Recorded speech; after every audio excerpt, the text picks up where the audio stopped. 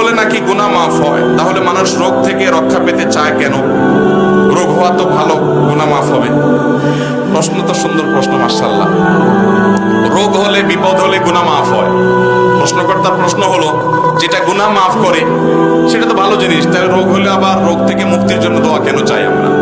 এই প্রশ্ন উত্তর হলো, নবী করিম সাল্লাল্লাহু আলাইহি সাল্লাম বলেছিলেন তার দোয়ার মধ্যে, আল্লাহ আপনি যদি আমার উপরে অসন্তুষ্ট না হন, আমার কোনো বিপদ হয়, কষ্ট হয়, ফালা উবালি, আমি পরোয়া করি না, আমার কিছু যায় আসে না। আপনি কষ্ট দিচ্ছেন, কষ্টের মধ্যে ফেলে যদি আমাকে আপনি রাগান্বিত না হন, আপনি সন্তুষ্ট থাকেন, আমি সেটাকে মেনে নিব। আল্লাহ অসুস্থ হলে, রোগ দিলে আল্লাহ রাব্বুল আলামিন আমরা সন্তুষ্ট হব, কারণ এর মাধ্যমে আল্লাহ গুনাহ মাফ করবেন।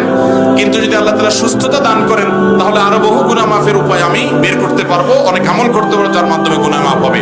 এই জন্য ইমানদার সুস্থতা চাইবে, অসুস্থতা না। কিন্তু অসুস্থ হলে সে সবর করবে।